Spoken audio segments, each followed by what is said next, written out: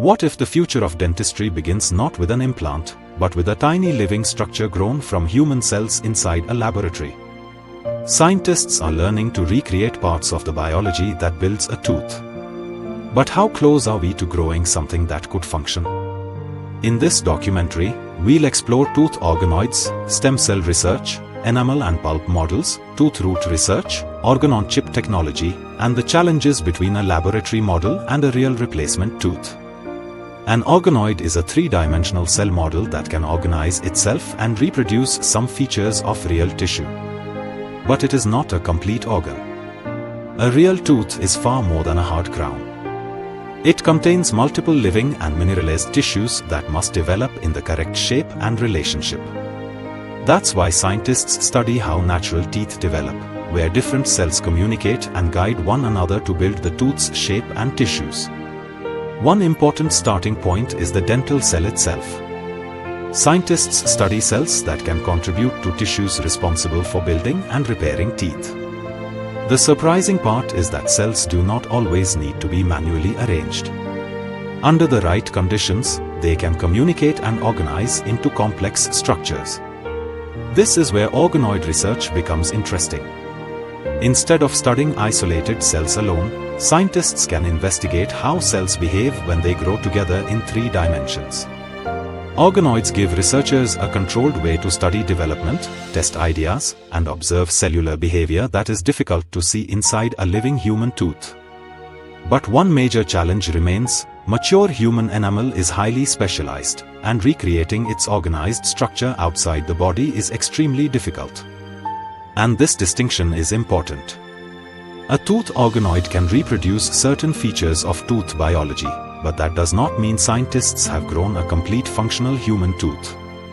One of the biggest challenges is enamel. Scientists are studying the cells responsible for making it, hoping to reproduce this process outside the body. Natural enamel has an extremely organized structure. Producing enamel-like material is possible in research, but recreating mature human enamel is far more difficult. But enamel is only the outside. Deep inside the tooth is the dental pulp, a living tissue containing cells, blood vessels, and nerves.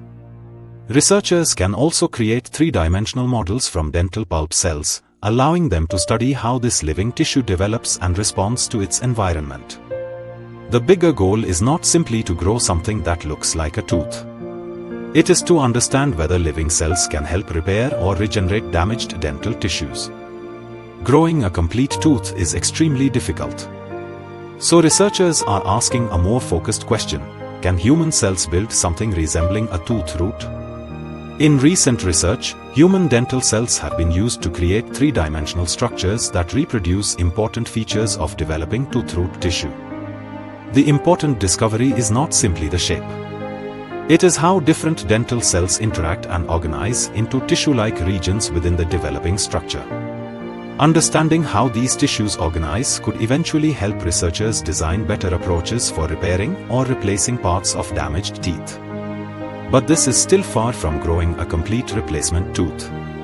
A natural tooth requires many tissues to develop together, connect with nerves and blood supply, and function inside the mouth.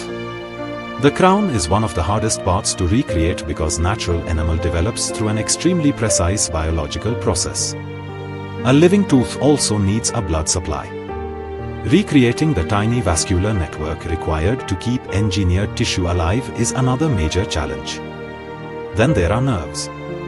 A functional tooth needs communication with the nervous system, something a simple laboratory-grown tissue cannot automatically provide. A replacement tooth would also need a periodontal ligament, the living tissue that connects the root to surrounding bone and helps the tooth respond to forces.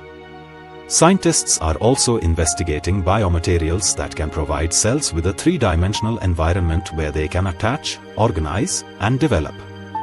Microfluidic systems can give researchers another powerful tool, a controlled environment where cells and tissues can be studied under conditions that more closely mimic the body. Together, organoids, stem cell research, biomaterials, and advanced imaging are giving scientists increasingly detailed ways to study how dental tissues develop.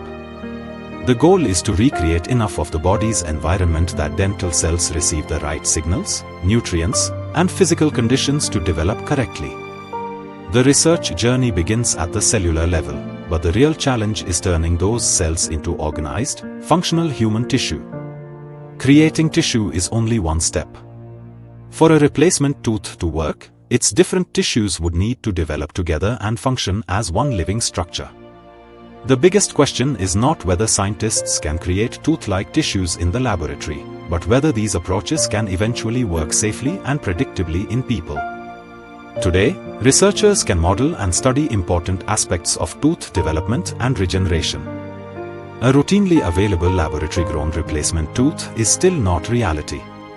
If current research continues to advance, future dentistry may move beyond replacing missing structures toward treatments that use a patient's own biology to regenerate them. Not yet. But researchers are slowly learning how nature builds a tooth, and that knowledge may eventually change what we believe is possible in regenerative dentistry.